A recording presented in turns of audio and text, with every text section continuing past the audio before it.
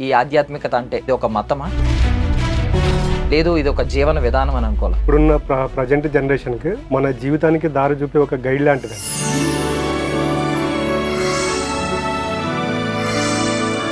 So ఒకవేళ దానిని అనుభూతి చెందగలిగితే ఎలాంటి మార్పులు చూడగలుగుతాం మనం? మన కంటికి కనిపించిన ఒక ఎనర్జీ అనేది, ఒక శక్తి అనేది ఈ అనంత విశ్వంలో నిగూఢమై ఉంటుంది.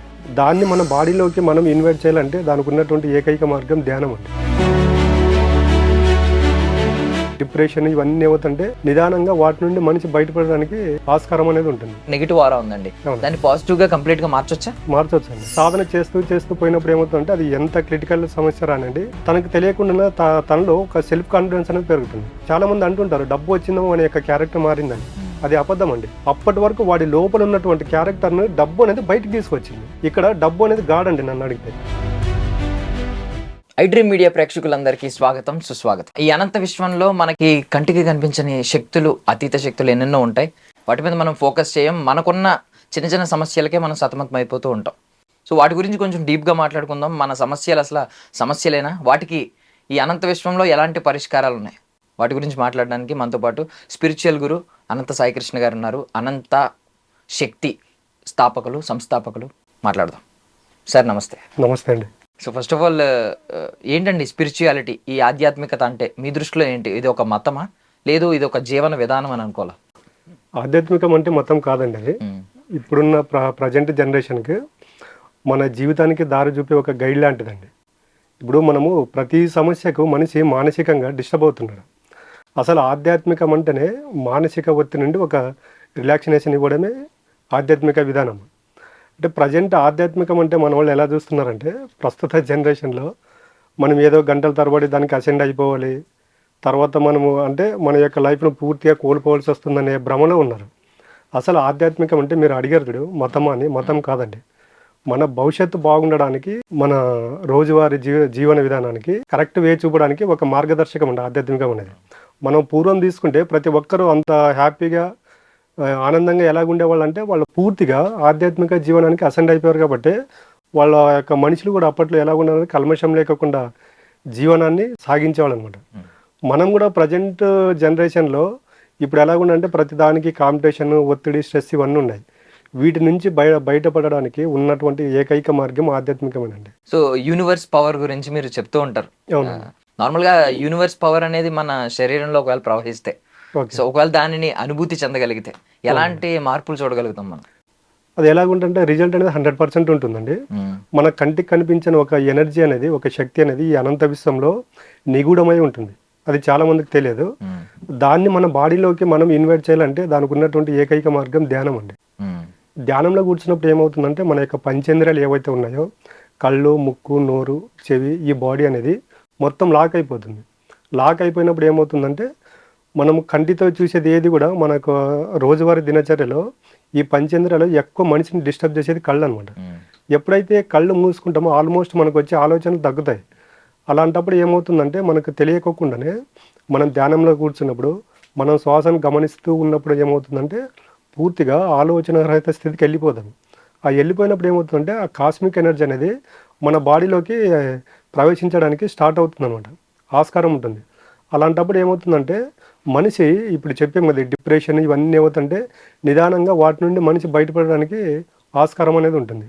100% అండి. యూనివర్స్లో మనకు తెలియని శక్తి అయితే ఉంది.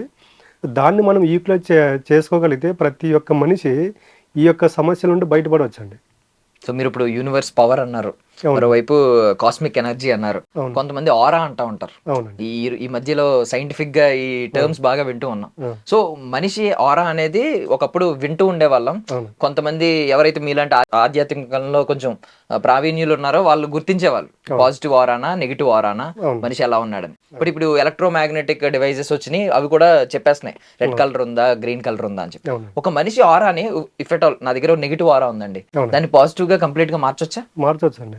ఇప్పుడు మనం ఇందాక మాట్లాడుకున్నాం కదా, కాస్మిక్ ఎనర్జీ అనేది ఒక మనిషి ఎప్పుడైతే ఈ కాస్మిక్ ఎనర్జీ అనేది రోజు మనం ధ్యానంలో కూర్చొని కొన్ని రోజులు సాధన చేసినప్పుడు ఏమవుతుందంటే మనకు తెలియకోకుండానే మనలో ఒక ప్యూరిటీ అనేది వస్తుంది. మనము పూర్తిగా ఈ నేచర్ అనేది అసెండ్ అయిపోతాము. ఒకసారి ఈ నేచర్కి అసెండ్ అయిపోయినప్పుడు ఏమవుతుందంటే మనం చూసే ప్రతి దాన్ని సాక్షిభూతంగా చూడగలుగుతాం. ఒకసారి సాక్షిభూతంగా చూడగలిగినప్పుడు ఏమవుతుందంటే మన లోపల ఏదో ఉందో బయట కూడా అదే కనిపిస్తుందనే తత్వం మనకు బోధపడుతుంది. ఆ తత్వం ఎప్పుడైతే బోధపడుతుందో మనిషి ఏమవుతుందంటే ఎటువంటి పరిస్థితుల్లోనైనా పాజిటివ్గా ఉండడానికి ట్రై చేస్తాడు. ఇలా సాధన చేస్తూ చేస్తూ పోయినప్పుడు ఏమవుతుందంటే అది ఎంత క్రిటికల్ సమస్య రానండి, అప్పుడు ఏం చేస్తాడంటే ప్రతిదాన్ని సాక్షిభూతంగా చూడగలుగుతాడు. సాక్షిభూతంగా ఎప్పుడైతే చూస్తూ ఉంటాడో మనిషి తనకు తెలియకుండా తనలో ఒక సెల్ఫ్ కాన్ఫిడెన్స్ అనేది పెరుగుతుంది. సెల్ఫ్ కాన్ఫిడెన్స్ పెరుగుతుంది. చూసే ప్రతి దాన్ని ఎలాగంటే అది ఒక బాధ, కష్టం, నష్టం అనే వేళ చూడు, ఇది నా దగ్గరకు వచ్చింది, దీని నుండి మనం ఏదో ఒకటి నేర్చుకోవాలని పాజిటివ్ వేలో చూసినప్పుడు ఏమవుతుందంటే మనిషి రోజు దీన్ని సాధన చేస్తూ చేస్తున్నప్పుడు ఏమవుతుందంటే ఒక ప్యూరిటీగా తయారైపోతాడు. కొంతమంది చూడండి వాళ్ళకి ఎన్ని కష్టాలు వచ్చినా కూడా పాజిటివ్గానే ఉంటారు. అలాంటి వ్యక్తులతో మనము మాట్లాడినా కూడా ఇంకా ఇంకా మాట్లాడాలనిపిస్తుంది. అలా ఎందుకు జరుగుతుందంటే వాళ్ళ చుట్టూ ఒక పాజిటివ్ ఆర్ అనేది ఉంటుంది అనమాట. ఈ ఆర్ అనేది ఎలాగ వస్తుందంటే మనం ఎప్పుడైతే పాజిటివ్గా ఉంటూ వెళ్తామో మన చుట్టూ ఉన్నటువంటి ఆర్ అనేది పెరుగుతూ పోతుంటుంది. కొంతమంది చూడండి ఇప్పుడు ఆర్ అనేది స్పిరిచువల్గా ఉండే వాళ్ళతో పాజిటివ్ ఆర్ ఎక్కువ ఉంటుంది. దాంతో చూడండి ఎక్కడన్నా కూడా కొంతమంది స్పిరిచువల్ గురువులు కనిపించారనుకోండి, మనకు తెలియకుండానే వాళ్ళతో మనం మాట్లాడాలి, మమేకం అవ్వాలని తెలుస్తుంది. ఎందుకంటే ఆటోమేటిక్గా ఆ పాజిటివ్ ఆర్ అనేది మనిషిని అట్రాక్ట్ చేస్తుంది అనమాట. అప్పుడు ఏమవుతుందంటే పూర్తిగా మనిషి అనేది ఈ కష్టాలు నష్టాలు ఏవైతే ఉన్నాయో వాటికి దూరం అయిపోతాడు. మనిషి ఎప్పుడైతే పాజిటివ్గా ఉంటాడో ఆటోమేటిక్గా ఆర్ అనేది కూడా పాజిటివ్ ఆర్ క్రియేట్ చేసుకోవచ్చు. ఒకసారి మనిషి పాజిటివ్ ఆర్ అని క్రియేట్ చేసుకోవడానికి ఏమవుతుందంటే నెగిటివ్ ఆర్ అనేది రోజు తగ్గుకుంటూ వస్తుంది. ఈ విధంగా మనం నెగిటివ్ ఆర్ నుండి బయటపడవచ్చండి. ఓకే. సో బట్ మీరు అంటే ఇప్పుడు చెప్పిన ఇవన్నిటిలో కూడా ఇది ఒక లైఫ్ స్టైల్ స్పిరిచువాలిటీ అంటే అని చెప్పారు. కానీ దీన్ని అవలంబించడానికి ప్రాబ్లం ఏంటంటే ఫస్ట్ ఆఫ్ ఆల్ స్ట్రెస్ వల్ల ఎవరో మైండ్ ని ఫోకస్డ్ గా ఒక చోట పెట్టలేకపోతున్నారు. మీరు చెప్పిన ధ్యానంలో ఒక 10 నిమిషాలు చేయమన్నారంటే 10 నిమిషాలు మేము ఫోకస్డ్ గా చేయలేం. మధ్యలో ఎన్నో రకరకాల ఆలోచనలు మైండ్ ని స్ట్రైక్ చేస్తూ ఉంటాయి. సో ఒక ఫోకస్ తెచ్చుకోవడం ఎలా అసలు? ఎలా ఇప్పుడు చూడండి, మనము రీసెంట్ గా మూవీ చూసారా మీరు ఏదైనా? ఓజీ చూసానండి. మీరు ఓజీ చూసినప్పుడు చూడండి, మనం థియేటర్లోకి వెళ్ళినప్పుడు ఓజీ రన్ టైం ఎంత ఉందండి? 2 hours 40 minutes దాకా. 2 hours 30 minutes అలా ఉందనుకోండి. మీరు ఒకసారి మూవీ థియేటర్లోకి వెళ్ళినప్పుడు ఒకసారి మూవీ స్టార్ట్ అయింది అనుకోండి, మీకు బయట ఆలోచనలు వస్తాయి? ఎందుకు రావు? రన్ టైం ఎంతసేపు ఉంటుందండి? 2.5 hours. 2.5 hours మనకు బయట ప్రపంచంతో సంబంధం ఉండదు. జస్ట్ మనకు 1 second కూడా బయట ఆలోచనలు రావు. బయట మనం ఒకసారి థియేటర్లోకి ఎంటర్ అయిన తర్వాత అప్పటి వరకు ఎన్నన్నా నెగిటివ్ ఆలోచనలు రాని ఒకసారి సీట్లో కూర్చొని మూవీ స్టార్ట్ అయిన తర్వాత చూడండి మనకి నెగిటివ్ ఆలోచనలు రావు. అవి ఎందుకు రావు అంటే మనిషి పూర్తిగా మనస వాచ కర్మణ త్రికరణ శుద్ధిగా మూవీకి అంకితం అయిపోయాడు. కానీ మెడిటేషన్కి వచ్చేలోపు మనిషి ఏం చేస్తున్నాడు అంటే మెడిటేషన్ని ఇష్టపూర్వకంగా చేయట్లేదు. అక్కడ మూవీని ఇష్టపూర్వకంగా చూస్తున్నాడు కాబట్టి నెగిటివ్ ఆలోచనలు రావట్లేదు. ఇక్కడ మెడిటేషన్కి వచ్చేలోపు మనిషి ఇష్టపూర్వకంగా చేయట్లేదు కాబట్టి బయట ఉన్నటువంటి ఆలోచనలు నెగిటివ్ ఆలోచనలు ఎక్కువ గుర్తొస్తుంటాయి. కాబట్టి మనిషి ఏం చేయాలంటే నెగిటివ్ ఆలోచనలు వచ్చినప్పుడు ఎప్పుడే కానీ సైడ్ అవ్వకూడదండి. ప్రతి ఒక్కరికి ఎంత సాధన చేసే వాళ్ళకి కూడా కూర్చున్నప్పుడు ఈ పాస్ట్లో జరిగిన 1 hour ముందు కావచ్చు, నిన్న కావచ్చు, మొన్న కావచ్చు జరిగినవి ఏమవుతాయంటే మనకు పదే గుర్తు వస్తుంటాయి. జస్ట్ మన వాళ్ళు ఏం చేస్తారంటే వాటి నుండి డైవర్ట్ అవ్వాలని చూస్తారు. అలా కాకుండా జస్ట్ వాటిని అబ్జర్వ్ చేస్తూ ఉండాలి. అబ్జర్వ్ చేసినప్పుడు ఏమవుతుందంటే ఒక 1 minute 2 minutes 3 minutes తర్వాత అవి అక్కడికి సైడ్ అయిపోతాయి. ఇలా సైడ్ అవుతూ ఏమవుతుందంటే మనకు మెడిటేషన్లో కూర్చోడానికి ఆస్కారం అనేది ఉంటుంది, మెడిటేషన్ కుదురుతుందండి. కాబట్టి మెడిటేషన్లు ఎప్పుడైనా కొత్తగా చేసేవాళ్ళు డైలీ ఒకే నిమిషం పెంచుకోండి. డైలీ కొత్తగా స్టార్ట్ చేసేవాళ్ళు ఒక 5 నిమిషాలు చేయండి, సెకండ్ రోజు ఒక 10 నిమిషాలు. ఇలా చేయడం వల్ల ఏమవుతుందంటే రోజు దానికి అలవాటు పడిపోతాము. ఒకేసారి మన వాళ్ళు ఎలాగ ఉండారంటే ఓ 30 minutes 40 minutes కూర్చోవాలన్నప్పుడు ఏమవుతుందంటే మన బాడీ మనకు సపోర్ట్ చేయదు, నెగిటివ్ ఆలోచనలు వస్తుంటాయి. కాబట్టి అప్పుడు ఏమవుతుందంటే పూర్తిగా ఈ యొక్క మెడిటేషన్ అవాయిడ్ చేసేస్తారు. అలా కాకుండా రోజు 10 నిమిషాలు కేటాయించారనుకోండి, ఇలా ఒక 1 week 10 days చేస్తే ఏమవుతుందంటే మెడిటేషన్ పైన గ్రిప్ వస్తుందండి. ఇలా చేయడం వల్ల మన యొక్క రోజువారీ జీవన విధానంలో కూడా మెడిటేషన్ అనేది యూజ్ అవుతుంది. మన యొక్క లైఫ్ స్టైల్ కూడా చేంజ్ చేసుకోవచ్చు. స్ట్రెస్ వల్లే ఫోకస్ చేయలేకపోతున్నాం, మైండ్ డిస్టర్బ్ అయ్యి. ఈ స్ట్రెస్ ఒకటి, దాని వల్ల కొంతమందికి కొంచెం పెయిన్ ఉంటది, తెలియని ఎవరికి చెప్పుకోలేని బాధ. స్పిరిచువల్ హీలింగ్ అనే పదం వాడుతూ ఉంటాం. అది ఎలా సాధ్యం అవుతుంది అసలు స్పిరిచువల్ హీలింగ్ అనేది? ఇప్పుడు మనము ఎప్పుడైతే ఆధ్యాత్మికం వైపు జర్నీ స్టార్ట్ చేస్తామో మనకు అక్కడ ఏమవుతుందంటే ఇప్పుడు చూడండి, మనము చాలా మందిని ఆధ్యాత్మికమని కొట్టిపడేస్తాము. ఒకసారి మనం ఆధ్యాత్మిక జర్నీలోకి ఎంటర్ అయినప్పుడు అక్కడ ఏమవుతుందంటే మనం మాట్లాడుకున్నాం, చూసే ప్రతి దాన్ని ఎప్పుడైతే సాక్షిభూతంగా చూడగలుగుతామో అక్కడ చూడడానికి కష్టాలు కనిపించవు. మనిషి ఎక్కడ ఎంతసేపు ఎలాగున్నాడంటే మనకున్న కష్టాల గురించి ఆలోచన చేస్తున్నాడు కానీ ఇప్పుడు మనిషి జన్మ తీసుకున్నప్పటి నుంచి కష్టాలు స్టార్ట్ అవుతాయి మనిషి చనిపోయే వరకు. ఇప్పుడు చూడండి, మనకు ప్రతి ఒక్కరికి భూమి మీద జన్మ తీసుకున్న ప్రతి ఒక్కరికి చావు అనేది 100%. చావు లేకోకుండా అయితే శాశ్వతంగా ఉండలేరు కదా. అలాంటి చావునే మర్చిపోయి బతుకుతున్నాడు మనిషి, కానీ కష్టాలు మాత్రం తట్టుకోలేకపోతున్నాడు. ఎందుకంటే ఈ కష్టాలు మనిషిని ఎప్పుడు మానసికంగా డిస్టర్బ్ చేస్తాయంటే ఎక్స్పెక్టేషన్ ఒకటి, ఓవరాల్ ఎదుటి వాళ్ళ దగ్గర కంపేర్ చేసుకున్నప్పుడు ఒకటి. మీరు ఎవరినైనా అబ్జర్వ్ చేయండి, 100కు 99% ఈ కంపేర్ చేసుకోవడం వల్ల మనిషి డిస్టర్బ్ అవుతున్నాడు. నీ కష్టాలు ఉన్నాయండి, కష్టాలు ఉన్నప్పుడు ఏమవుతుందంటే మనకంటే తక్కువ స్టేజ్లో ఉన్నాడని ఒకసారి అబ్జర్వ్ చేయండి చాలు. అబ్జర్వ్ చేసినప్పుడు ఏమవుతుందంటే అంటే నాకంటే వీళ్ళకి కష్టాలు ఎక్కువ ఉన్నా కూడా వీళ్ళు ఎందుకు ఆనందంగా ఉన్నారు అనే మనిషికి సత్యం అనేది తెలుస్తుంది. ఇప్పుడు మనము చూస్తే కొంచెం గల్లీలో ఇలాంటి వాళ్ళు కొంచెం ఫ్యామిలీస్ ఉంటాయి, మిడిల్ క్లాస్ తర్వాత లో క్లాసెస్. అక్కడ చూడండి వాళ్ళకి సమస్యలు, ప్రతి ఒక్కరికి సమస్యలు ఉంటాయి. వాళ్ళు ఉండే చోటు కానీ వాళ్ళు నివసించే చోటు కానీ మనం వెళ్తే ఒక 10-15 నిమిషాల కన్నా ఎక్కువ ఉండలేము. కానీ వాళ్ళు ఆనందంగా ఎలా ఉంటున్నారంటే దాన్ని వాళ్ళు యాక్సెప్ట్ చేస్తున్నారు. ఉన్న స్థితి ఎప్పుడైతే పరిస్థితి ఉందో దాన్ని యాక్సెప్ట్ చేయాలి. ఎప్పుడైతే యాక్సెప్ట్ చేయగలుగుతామో సత్యం బోధపడుతుంది. సత్యం బోధపడినప్పుడు మనిషికి ఏమవుతుందంటే మన దగ్గరకు వచ్చిన ఎటువంటి కష్టం కానీ కష్టం అనిపించదండి. అండ్ ఒక సినిమా డైలాగ్ ఉంటుందండి, లైక్ డబ్బు అనేది పంచభూతాలు ఉన్నాయి, ఆ పంచభూతాలు కాకుండా ఇది ఒక ఆరోభూతమై పంచభూతాలను శాసిస్తుంది అని డైలాగ్ ఉంది. చాలా మంది దాన్ని యాక్సెప్ట్ చేశారు, ఆల్మోస్ట్ అందరూ నిజమని బిలీవ్ చేశారు. కొంతమంది ఏమంటారంటే డబ్బుని మనం గౌరవంగా చూడాలి, మంచం మీద కూర్చున్నప్పుడు డబ్బులు లెక్క పెట్టొద్దు అంటారు కొంతమంది. కొంతమంది ఏంటంటే డబ్బు అనేది శాశ్వతం కాదు అని చెప్పి ఒక ఫిలాసఫీ చెప్తా ఉంటారు. అసలు డబ్బుని ఎలా ట్రీట్ చేయాలి, ఎలా చూడాలి? డబ్బుని ఇప్పుడు మనం రోజు ఇంట్లో పూజ చేస్తుంటారు చాలా మంది, కనిపించని దేవుడికి పూజ చేస్తుంటాం. కానీ మనకు ప్రతి నిమిషం మనకుండే మన ముందు మన వెనుక మనకు ఒక శక్తి నడిపిస్తూ ఉంటుందండి. ఆ శక్తి ఇప్పుడు కలియుగం అండి. ఈ కలియుగంలో మనం ఏది చేయాలనుకున్నా ప్రతి ఒక్కటి డబ్బుతో ముడిపడి ఉంటుంది. ఆ భగవంతుడు అనేవాడు డబ్బు రూపంలో మన మధ్యన తిరుగుతూ ఉన్నాడు. చాలా మందికి తెలియదు ఏమంటే డబ్బు పైన ఎప్పుడైతే మనము వ్యతిరేక ఆలోచనలు చేస్తామో, కోపం పెంచుకుంటామో డబ్బు మన దగ్గరకు రాదు. డబ్బును చూసే విధానం మారాలి. డబ్బును చూసే విధానం మారాలంటే ఫస్ట్ మనము డబ్బును, మన దగ్గర ఉన్న డబ్బును మనం ఎలా ఖర్చు పెడుతున్నామో చూసుకోవాలి. చాలా మంది చూడండి డబ్బు ఖర్చు పెట్టేటప్పుడు బాధపడుతూ ఉంటారు. ఆ బాధ పెట్టడం వల్ల ఏమవుతుందంటే మనిషి ప్రతిరోజు ఒక గంటకు 72,000 ఆలోచనలు చేస్తాడు. దీంట్లో ఆల్మోస్ట్ ఎక్కువ % నెగిటివ్ ఆలోచనలే ఉంటాయి. ఈ నెగిటివ్ ఆలోచనలు చేసినప్పుడు ఏమవుతుందంటే యద్భావం తద్భవతి. నీవేదైతే ఆలోచన చేస్తున్నావో నీ జీవితం అలాగే మారుతుంది. అలాంటప్పుడు ఏమవుతుందంటే ఒక వ్యక్తి డబ్బు గురించి ఎప్పుడైతే వ్యతిరేకపరమైనటువంటి ఆలోచనలు చేస్తాడో ఆయన దగ్గరికి ఫైనాన్షియల్ ప్రాబ్లమ్స్ తీసుకొస్తాయి. అలా కాకుండా రోజు ఉదయం ఒక 5 నిమిషాలు, నైట్ పడకపోయే ముందు ఒక 5 నిమిషాలు, ఆ రోజు జీవితంలో మీకు డబ్బు ఎన్ని రకాలుగా ఉపయోగపడింది, డబ్బు పట్ల మీరు చేస్తున్నటువంటి ఆలోచనలు ఎలాగున్నాయి, పాజిటివ్ ఆలోచనలు చేస్తున్నారా, నెగిటివ్ ఆలోచనలు చేస్తున్నారా, ఒకసారి కంపేర్ చేసుకోండి. ఇలా కంపేర్ చేసుకోవడం వల్ల ఏమవుతుందంటే డబ్బు ఇప్పుడు మనం ఉన్నామండి, మనకి ఎవరైనా ఒకరు హెల్ప్ చేశారనుకోండి, వాళ్ళకి మనకు పొరపడిన ఒక 2 రోజుల తర్వాత 3 రోజుల తర్వాత ఎక్కడైనా కనిపిస్తే వాళ్ళకి థ్యాంక్ యూ చెప్తాము లేదా, మనమే వెళ్ళి పలకరిస్తాము లేదా. అలాంటప్పుడు మనకు ఊహ తెలిసినప్పటి నుండి ఈ రోజు వరకు మన జీవితంలో డబ్బు అనేది ప్రతినిత్యం ఉపయోగపడుతుందా లేదా. మనకి ఎప్పుడో ఒకసారి ప్రాబ్లమ్స్ తీసుకొస్తే, ఫైనాన్షియల్ ప్రాబ్లం వస్తే డబ్బును తిడుతున్నాము, కానీ ఇన్ని సంవత్సరాలు మనకు డబ్బు ఉపయోగపడింది అన్న మర్చిపోయి తిడుతున్నాము. అలాంటప్పుడు ఏం చేస్తుందంటే డబ్బు మన దగ్గరికి రాదు. యద్భావం తద్భవతి. యూనివర్స్ సిద్ధాంతం ఇదేనండి.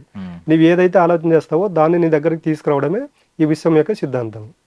అద్భుతంగా చెప్పారు దీనికి. అంటే ఇప్పటి వరకు డబ్బు అనేది ఒక నెగిటివ్ గా చూసారు మీరు, భగవంతుడి రూపమే మధ్యలో తిరుగుతూ ఉందని చెప్పారు. కానీ చాలా మంది ఇదేదో దుష్టశక్తి అన్నట్టు ఫీల్ అవుతారు. ఎలా అంటే ఈ డబ్బు వల్లే ఆస్తి తగాదాలు వస్తున్నాయి, లేదంటే బ్రేకప్లు అవుతున్నాయి, విడిపోతున్నారు, ఇలాంటివన్నీ ఆలోచిస్తారు. కానీ నిజంగా ఈ డబ్బే కొంతమందిని మనల్ని దగ్గర చేస్తుంది.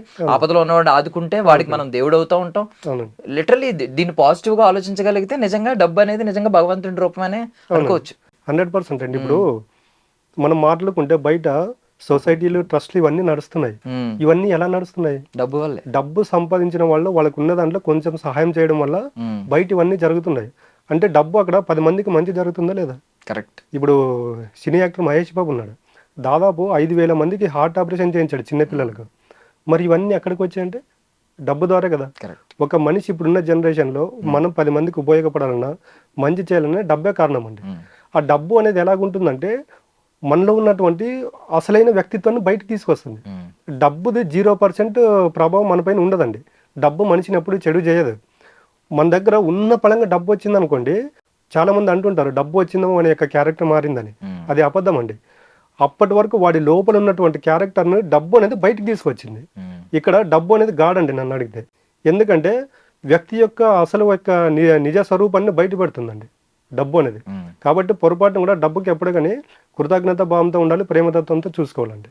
సూపర్ సూపర్, అద్భుతంగా చెప్పారు, చాలా బాగా చెప్పారు. కాకపోతే ఇంకొక నమ్మకం ఉంది, ఇది మిస్కన్సెప్షన్ అంటారు. ఎలా అంటే ధర్మంగా సంపాదించేవాడు సంపాదించలేడు, అధర్మంగా అయితే అడ్డగోలుగా సంపాదించేయగలడు అనేది ఒకటి ఉంది ఈ డబ్బు విషయంలో. దాన్ని మీరు అగ్రీ చేస్తారా, ఏమని చెప్తారు? 100% అండి. ఇప్పుడు మనం ఉన్నాము, ఎవరి దగ్గర 1,00,000 రూపాయలు అప్పు తీసుకున్నాం అనుకోండి, 1 year తర్వాత మనం ఎంత పే చేయాల్సి వస్తుందండి? 1,10,000, 1,20,000, 1,00,000 అసలుతో పాటు వడ్డీ కూడా పే చేయాలి. సేమ్ విశ్వం సిద్ధాంతం కూడా ఇదేనండి. ఈ రోజు మనం డబ్బు ఉందని అధర్మాలు చేసుకుంటూ వెళ్తే వాడు భూమి మీద ఎప్పుడే గానీ చివరి క్షణంలోపు దానికి సంబంధించిన ప్రతిఫలం అనేది అనుభవించి తీరాల్సిందే. దాన్ని మనం కర్మ సిద్ధాంతం మాత్రం తీసుకున్నాం అనుకోండి, ఈ రోజు డబ్బున్న వాళ్ళంతా మానసిక ప్రశాంతంతో ఉన్నారా? మనం చూస్తూ ఉంటే ఎంతమంది మన బార్డర్లు దాటి వెళ్ళలేదు, ఎంతమంది స్టేషన్ చుట్టూ తిరుగుతున్నారు, ఎంతమంది జైల్లో ఉన్నారు, ఇవన్నీ జరుగుతున్నాయి లేదా? అదే చెప్తున్న, డబ్బు అనేది మనిషిని ఎప్పుడే కానీ క్యారెక్టర్ అనేది అనలైజ్ చేయదండి. డబ్బు వచ్చినప్పుడు మనలో ఉన్నటువంటి క్యారెక్టర్ మనం చేంజ్ చేసుకుంటున్నాం కాబట్టి ఇవన్నీ సమస్యలు వస్తున్నాయండి. అదే డబ్బు ఉన్న వాళ్ళు ఎంతమంది ఆరోగ్యంగా లేరు, ఎంతమంది ఫ్యామిలీతో అనుసంధానమై మమేకమై జీవించట్లేదు, ఎంతమంది బయట దాన ధర్మాలు చేసుకుంటున్నారండి.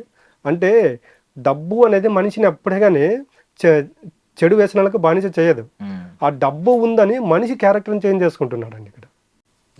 అండ్ మోస్ట్లీ ఏంటంటే డబ్బు తర్వాత మెయిన్ సమస్య ఏంటంటే ఈ బంధాలు, బాంధవ్యాలు, ఈ సంబంధాల మధ్య సమస్యలు, అంటే రిలేషన్షిప్స్ బాగోకపోవడం, ఇద్దరు మనుషుల మధ్య చెడవడం, దానివల్ల నిజంగా మనశ్శాంతి ఉండదు. పెళ్లి అయిపోయిన తర్వాత డివోర్స్ తీసుకుంటున్నారు, విడిపోతున్నారు. లేదు అంటే కొంచెం యంగ్ ఏజ్ లో ఉన్న వాళ్ళకి ఏంటంటే బ్రేకప్లు అని చెప్పి, అంటే అప్పటిదాకా ట్రావెల్ అయిన వాళ్ళు విడిపోవాల్సి వస్తుంది. సో వీటికి ఏమన్నా స్పిరిచువాలిటీలో, ఈ ఆధ్యాత్మికతంలో ఏమన్నా సొల్యూషన్ ఉంటుందండి? 100% ఉంటుందండి. ఇప్పుడు మీరు అడిగారు కదా నేను యువత అనేది, ఇప్పుడు చూడండి, ఒక అబ్బాయి ఒక అమ్మాయి కానండి స్టార్టింగ్లో లవ్ చేసుకునేటప్పుడు ఉన్నటువంటి వాళ్ళిద్దరి మధ్యన బాండింగ్ అనేది పెళ్ళైన తర్వాత ఒక 1 year 2 years తర్వాత ఉండదు. ఎందుకంటే పెళ్లికి ముందు వాళ్ళు ఎవరైతే లవ్లో ఉంటారో అప్పుడు ఒకరి అభిప్రాయాలు ఒకరికి నచ్చేటివి. ఎప్పుడైతే పెళ్లి అయిపోతుందో ఒక మనిషికి ఏమంటే ఇంపార్టెంట్ కూడా మానేస్తారు. అప్పుడు ఏమవుతుందంటే ఇద్దరి మధ్యన బాండింగ్ అనేది తగ్గిపోతుంది. ఇలాంటి పరిస్థితి ఎప్పుడు వస్తుందంటే ప్రేమ అనేది తగ్గిపోతుందండి.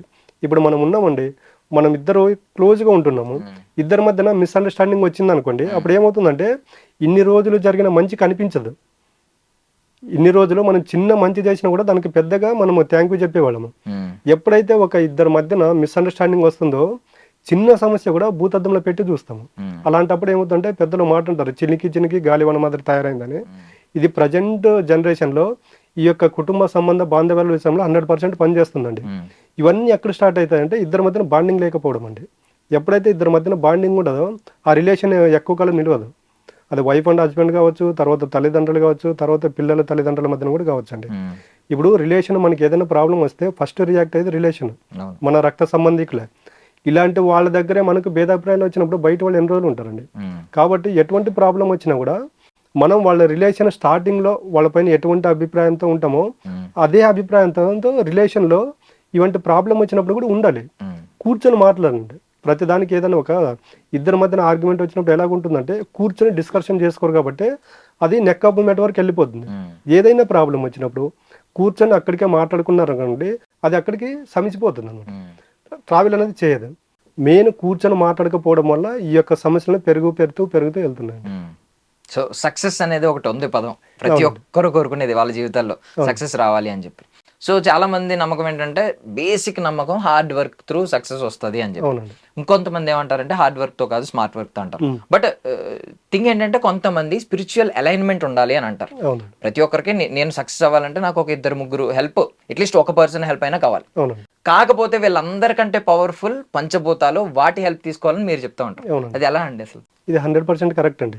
ఇప్పుడు మీరు అన్నారు ఏది చేయాలన్నా ఒకరిద్దరు సపోర్ట్ ఉండదు. అది ఎలాగుంటుందంటే నీకు సమస్యలు వచ్చిన ప్రతిసారి ఆ ఇద్దరికి చెబుతూ ఉండండి. ఒకసారి వింటాడు, 2 సార్లు వింటాడు, 3 సార్లు వింటాడు, 5 సార్లు వింటాడు, 10 సార్లు వింటాడు. తర్వాత మీరు కంటిన్యూగా మీ సమస్యలు చెప్పుకుంటూ పోతే ఏం చేస్తారు వాళ్ళు? మిమ్మల్ని రిజెక్ట్ చేస్తారు.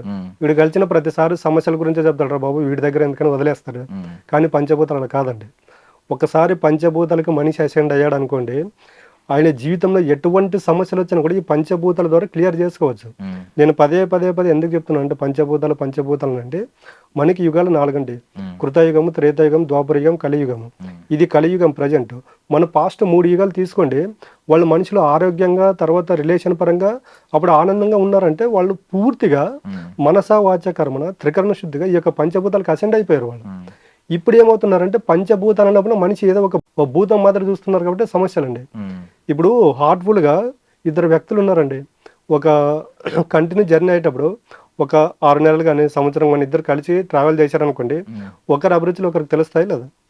సహవాస దోషం అంటారు చూడు, వీళ్ళు అవ్వడం వీళ్ళు వాళ్ళు అవ్వడం. అలాగా ఒక మనిషి ఎప్పుడైతే నేను ప్రతిసారి 41 డేస్ ఎందుకు చెప్తున్నానంటే 41 రోజులు ఈ పంచభూతాల దీక్ష తీసుకొని పంచభూతాలతో మమేకమై అనుసంధానమై అవ్వడానికి టైం కేటాయించారనుకోండి, పూర్తిగా పంచభూతాల తత్వం మనకు వస్తుంది. ఒకసారి వ్యక్తికి పంచభూతాల తత్వం వచ్చింది అనుకోండి, ఆయన ఎవరు ఆపలేరండి. అప్పుడు నీకు ఎటువంటి నీ ఏదైనా నీ పెట్టుకున్న గోల్ కావచ్చు, తర్వాత నువ్వు ఏదైనా చెయ్యాలనుకున్నా కూడా ఆటోమేటిక్గా మనలో కాన్ఫిడెన్స్ లెవెల్స్ పెరిగిపోతాయి. ఇప్పుడు మనం ఒక క్రికెట్ తీసుకోండి, తర్వాత ఫుట్బాల్ తీసుకోండి, ప్రతి ఒక్క దానికి అక్కడ ప్రతి ఒక్కరికి ఒక కోచ్ ఉంటాడు. వాళ్ళు ఫస్ట్ నేర్పించేది ఏంటంటే మెడిటేషన్, యోగా, మైండ్ కంట్రోల్. ఇవన్నీ ఎక్కడికి వస్తాయంటే వాళ్ళకి తెలియదు. అది ఇవన్నీ మనకి తెలిసి ఇతిహాస పురాణాల్లో ఉన్నాయి. దాన్ని తీసుకొచ్చి ఇప్పుడు వీళ్ళు ప్రాక్టీస్గా చేస్తున్నారు.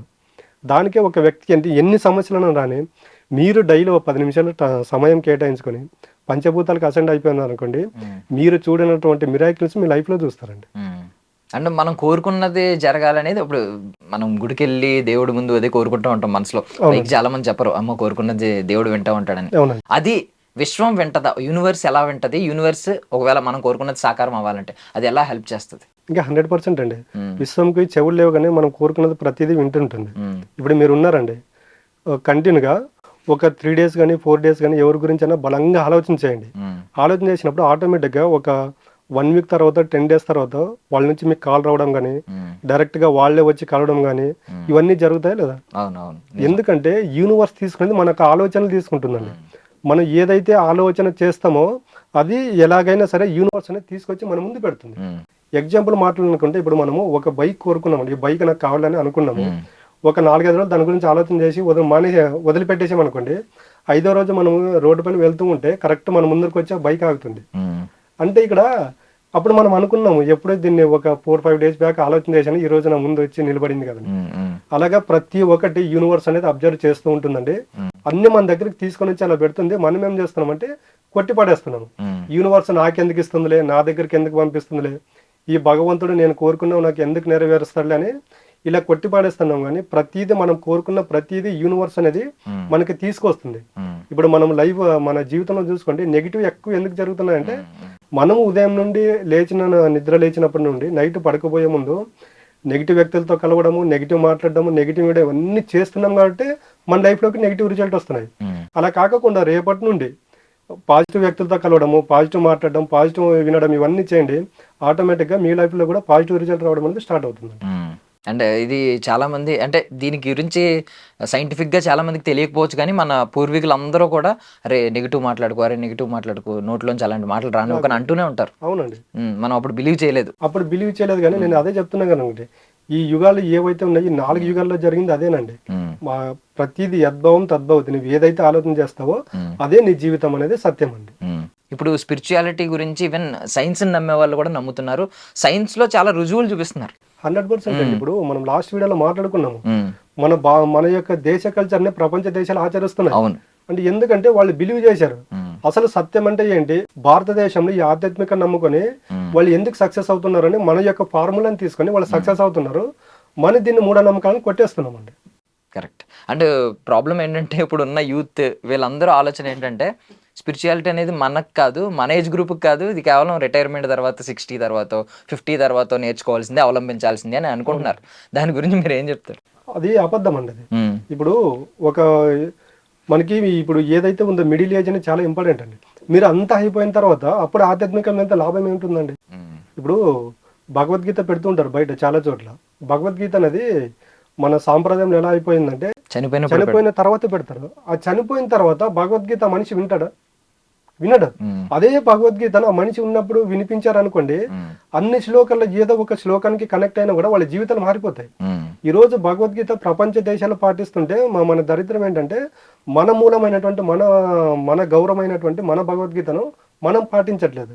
దానికే మీరు పిల్లలకు చదువు నేర్పించకపోయినా పర్లేదండి, ఒక భగవద్గీత నేర్పించారనుకోండి, వాళ్ళ యొక్క లైఫ్లో ఎలా స్టేబుల్గా నిలబడాలో వాళ్ళకి తెలుస్తుందండి.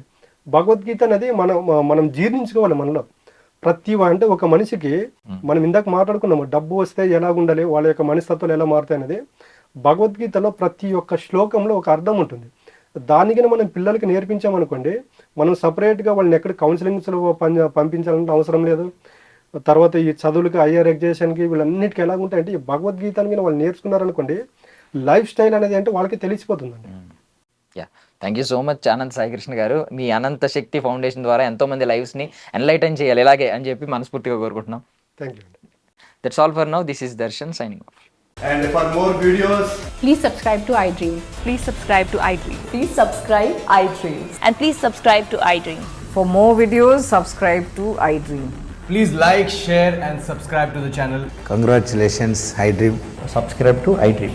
Subscribe to iDream. So subscribe to iDream Media. iDream ki iDream team andarki huge congratulations. Please subscribe iDream Media. Please subscribe to iDream. Subscribe iDream. Please subscribe to iDream. iDream అంటే నా కళల ఛానల్ను సబ్స్క్రైబ్ చేసుకున్న నోరు తిరుగుతలేదు, మీరైతే గంట గుర్తు కొట్టండి. For more such videos, please subscribe to iDream. Subscribe to iDream. Please subscribe to iDream. Please subscribe iDream Media. Please do subscribe to iDream. Please subscribe to iDream Media. For best entertainment and information, please subscribe iDream. And don't forget to subscribe to iDream.